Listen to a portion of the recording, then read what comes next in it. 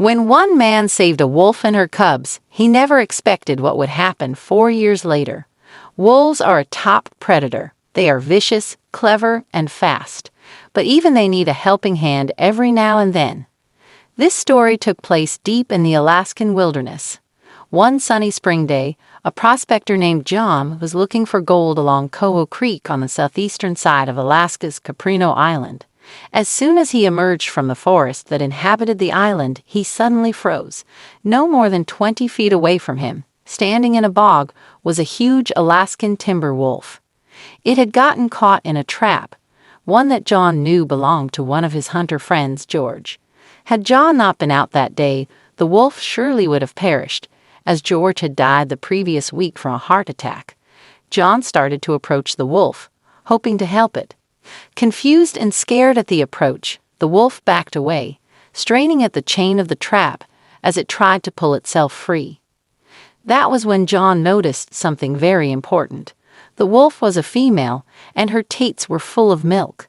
This meant that somewhere on the island there was a den full of hungry pups just waiting for their mother.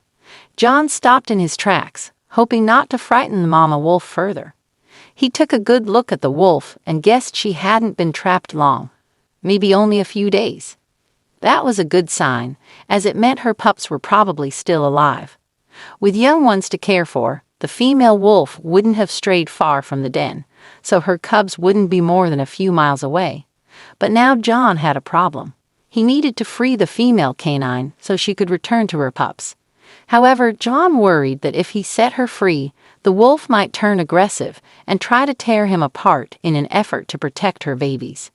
Fearful for his life, John came up with another plan that he hoped would work. He decided to search for her cubs so he could bring them to their mother.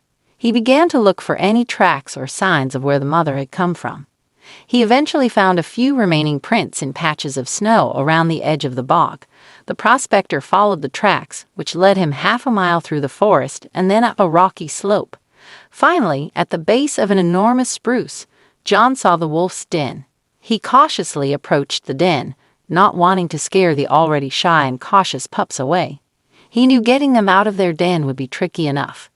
The den was silent, giving no indication if the cubs were still there, but John had to try.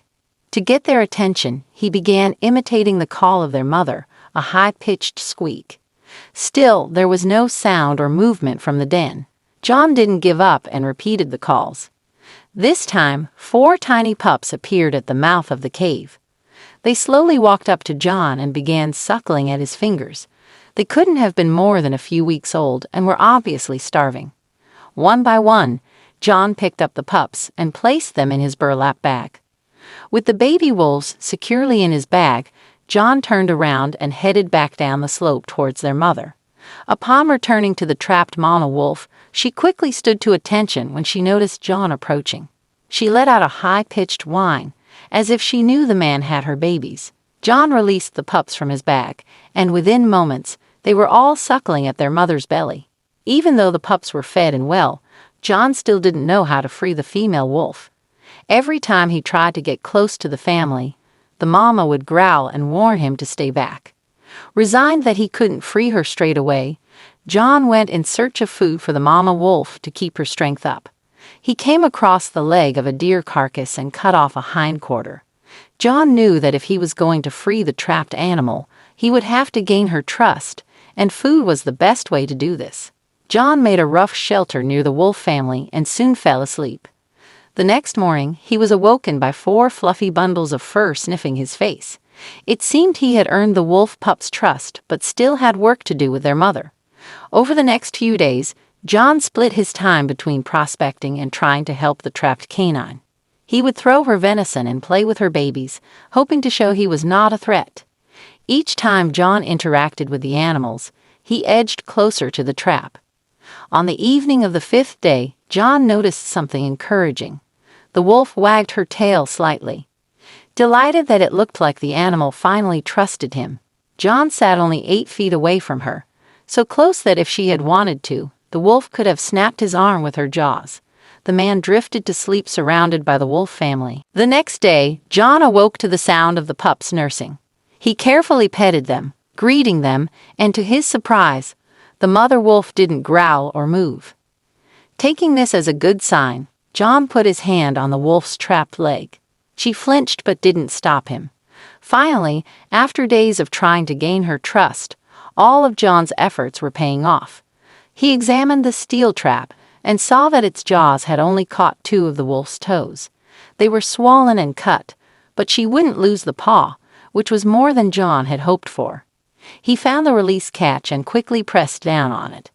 Now free, John expected the mama wolf to gather her pups and disappear into the woods. But she did something that shocked him. The wolf slowly crept up to the man and began to lick his hands and fingers. John was astonished. It went against all his knowledge about wolves, but he was more than happy to let it happen. After a while, the mother decided she was ready to leave. She gathered her pups and walked towards the forest. Before disappearing completely, she turned back to John, as if asking him to follow. John understood, gathered his belongings, and followed her. They eventually ended up at Cupernuff Mountain and came upon an alpine meadow. At the edge of the meadow, lurking in the shadows, was a wolf pack of around 9 adults and 4 nearly full-grown pups. The mama wolf and her cubs approached the pack, and after a few minutes of greeting, the entire family broke into howling. John watched from a distance, amazed. As night fell, John set up his camp. By the light of his fire, he could see multiple wolf shapes darting in and out of the shadows, but he wasn't scared. He knew they were simply curious about him. As dawn broke, John knew it was time to leave. He gathered his things while the mama wolf watched. As he reached the far side of the meadow, John looked back one last time. The mama wolf and her pups were sitting where he had left them, watching him. John waved his final goodbye, to which the mother wolf let out a mournful howl. He then turned and descended the mountain, never expecting what would happen next. 4 years after this encounter with the wolves, John returned to Coho Creek after serving in World War II. As he walked through the familiar woods, something caught his eye. The rusted steel trap he had saved the mama wolf from all those years ago. Seeing the trap, John suddenly had a strange feeling, as if something was telling him to return to the meadow where he had last said goodbye to the wolf family. Following his instincts, John climbed the mountain until he reached the meadow. He let out a long, low wolf call, something he had done many times before. To his surprise, a howl responded.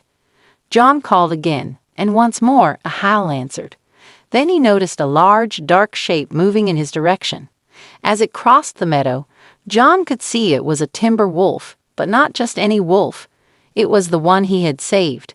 The wolf stopped just in front of John, her bushy tail wagging slightly. Then, as quickly as she had appeared, she disappeared into the woods again. John left the island not long after, and while he never saw the wolf again, the memory of her and her pups stayed with him for the rest of his life. Whether this story is true or not is unknown, but the magical experience of sharing a special bond with another animal is one many of us can relate to because of our own pets.